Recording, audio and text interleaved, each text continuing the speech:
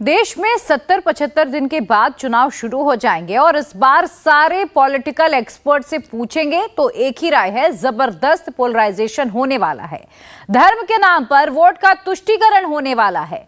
सबसे ज्यादा धड़कनें बढ़ी हैं तो मुस्लिम नेताओं की, सांसदों की, जिन्हें यह लगता है कि धर्म के नाम पर अगर चुनाव हुआ तो हिंदू वोटर एक तरफ हो जाएगा, उनकी जमानत जब्त हो सकती है। और यही कारण है कि मुस्लिम नेता, मुस्लिम वोट बैंक की पॉलिटिक्स करने वाली पार्टियां सबको राम अच्छे लगने लगे हैं, राम भाने लगे हैं, हर कोई राम राम करने लगा है। इस रिपोर्ट में देखिए आप। क्या हिंदुस्तान के मुसलमानों के दिल में भगवान राम बसते हैं, या फिर चुनाव से ठीक पहले भगवान राम बसने लगे? 2024 में कैसे बदल गई वोट बैंक की पॉलिटिक्स? टोपी पहनने वाले कैसे भगवाधारी बन गए हैं? अयोध्या में रामलला की स्वागत की तैयारी जोरों पर है। 22 जनवरी को रामलला भव्य, दिव्य और अलौकिक मंदिर में विराजेंगे और हर हिंदू अयोध्या जाकर रामलला का दर्शन करने के लिए उत्सुक है। पूरा देश राममय हो गया है और हिंदू हो या फिर मुसलमान, सब राम राम कर रहे हैं। कोई राम को अपना आदर्श बता रहा है तो कोई राम को इमाम हिंद करार दे रहा है तो कोई अपना सीना चिरने की बात कर रहा है। ये इरफान अंसारी है, झारखंड के जामताड़ा से कांग्रेस विधायक हैं। 2014 से लगातार चुनाव जीत रहे हैं। पश्चिम बंगाल के हावड़ा में कांग्रेस के 2 और विधायकों के साथ 48 लाख रुपए के साथ पुलिस ने इन्हें पकड़ा था। फिलहाल इरफान अंसारी जमानत पर बाहर है। इरफान अंसारी अपने विवादित बयान से हमेशा चर्चा में रहते हैं। इनके पुराने बयान को भी सुनाएंगे, लेकिन उससे पहले इनका नया बयान सुनिए। चुनाव के समय ये भगवान राम के नाम पर वोट मांगेंगे तो मैं पूछना चाहता हूं कि भगवान राम क्या भाजपा की जागीरदार है? भाई मेरा कलेजा फाड़ के देखिएगा, भगवान राम निकलेगा, हनुमान जी की तरह, बिल्कुल हनुमान जी निकलेंगे। और मैं कह रहा हूँ, देखिए अभी हमने निर्णय लिया है, आज ही अकेला जी से मेरी वार्ता हो रही थी कि देखिए जहां जा रहा हूं ऐसा माहौल क्रिएट कर दिया है, मंदिर मंदिर मंदिर। सवाल ये कि आखिर ये हृदय परिवर्तन हुआ कैसे? सच में दिल परिवर्तन हुआ है या चुनाव देखकर दिल बदला है? इरफान अंसारी वही विधायक है जिन्होंने झारखंड विधानसभा में नमाज के लिए हेमंत सोरेन सरकार से एक अलग कमरा अलॉट कराया है। तो फिर अचानक हृदय परिवर्तन कैसे हुआ? 2024 में रामलला की प्राण प्रतिष्ठा पूरी दुनिया के लिए सबसे बड़ा अनुष्ठान है, तो दुनिया के सबसे बड़े लोकतंत्र का चुनाव भी है। एक तरफ बीजेपी का एनडीए गठबंधन है तो दूसरी तरफ इंडिया अलायंस है, लेकिन वोटर वही है जो 2019 में था। 80% हिंदू, 14% मुस्लिम, 2.3% ईसाई, 1.72% सिख और 2% अन्य समुदाय के लोग हैं। पूरी दुनिया के अंदर अगर मर्यादा की सीख किसी ने सिखाई है तो भगवान श्री राम ने सिखाई है। राजनीति ये कर रहे हैं, राजनीति भगवान के नाम पे राजनीति कर रहे हैं। मंदिर अभी पूर्ण नहीं हुआ है, कंप्लीट नहीं हुआ है, चुनाव को टारगेट करके उद्घाटन कर रहे हैं। उद्घाटन में पॉलिटिकल इन्फ्लुएंस बहुत ज्यादा है। धार्मिक कामों में पॉलिटिकल इन्फ्लुएंस नहीं होना चाहिए, ऐसा मेरा मानना है। लेकिन समय से होता, पूर्ण होने के बाद होता तो और अच्छा होता। जाहिर है 80% हिंदू है तो सबसे बड़ा वोट बैंक भी यही हिंदू है, जो बीजेपी की असली ताकत भी है।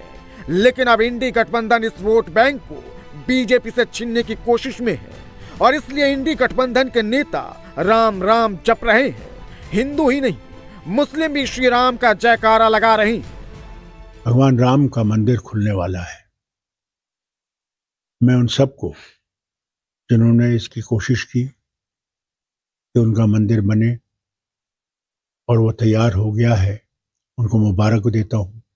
साथ साथ उनसे ये भी कहता हूँ, सबसे, भारत के निवासियों से भी, कि भगवान राम सिर्फ हिंदुओं का राम नहीं है,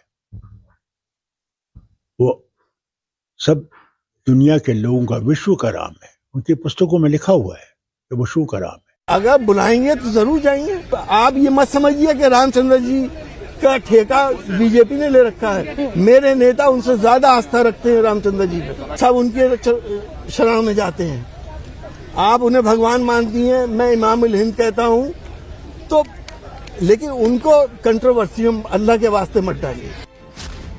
10 सालों में तस्वीर कैसे बदल गई, 2024 के चुनाव से पहले नैरेटिव कैसे बदल गया, वोट बैंक कैसे जालीदार टोपी से भगवा पर शिफ्ट हो गया।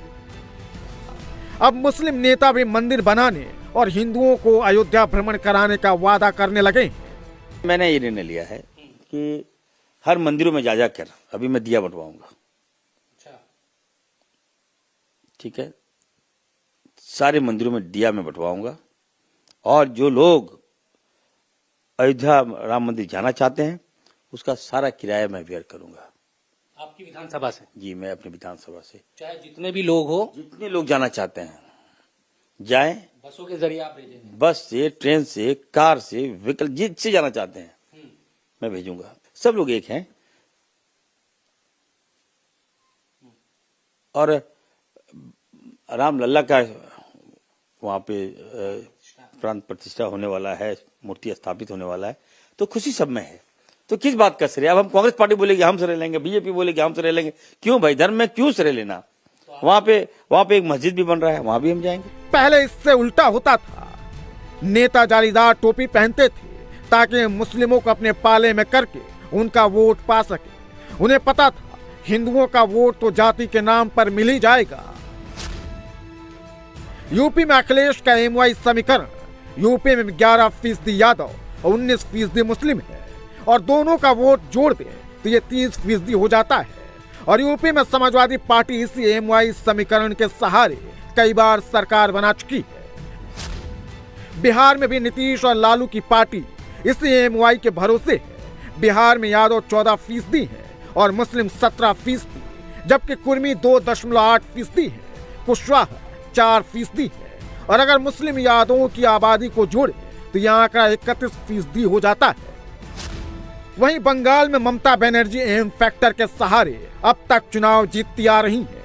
बंगाल में 30% मुस्लिम आबादी है जो ममता बनर्जी का कोर वोटर भी है। सुप्रीम कोर्ट के आदेश से भगवान राम का मंदिर बनाया जा रहा है और मुझे लगता है कि देश के लोगों की आस्था उससे जुड़ी हुई है। उसको जितना भव्य बनाया जाए उससे यानी देश की इज्जत भी बढ़ेगी, वकार भी बढ़ेगा। भारत की जो संस्कृति है वो संस्कृति सम्मान की संस्कृति, सभी आस्थाओं का, सभी धर्मों का और सभी महापुरुषों का।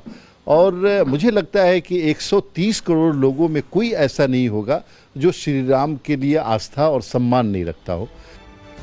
लेकिन बीजेपी के नेताओं ने टोपी नहीं पहनी। मोदी हो या फिर योगी, सभी हिंदू ध्वज को संभाले रहे। बंगाल से लेकर हिंदी हार्टलैंड तक में बीजेपी ने हिंदुओं को साधा और उन्हें वोट में कन्वर्ट किया।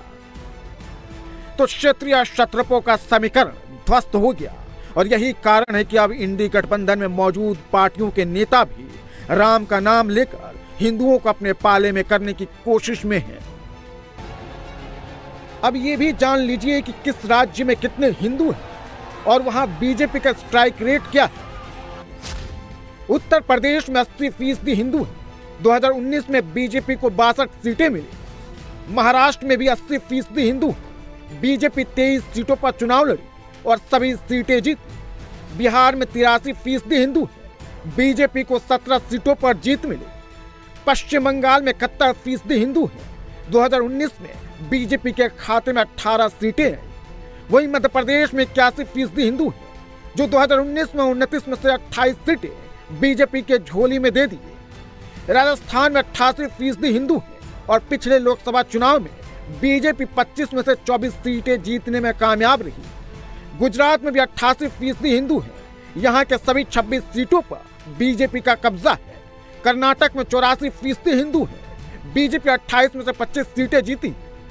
झारखंड में भी 68% हिंदू हैं। यहाँ भी बीजेपी 14 में से 11 सीटों पर भगवा लहराने में कामयाब रही। छत्तीसगढ़ में 93% हिंदू हैं और जब इन्होंने वोट दिया तो 11 में से 9 सीटें बीजेपी के झोली में आ गई। हरियाणा में 87% हिंदू हैं और 2019 में बीजेपी सभी 10 सीटें जीतने में कामयाब रही। दिल्ली में 82% हिंदू हैं और सभी 7 सीटों पर बीजेपी का कब्जा है।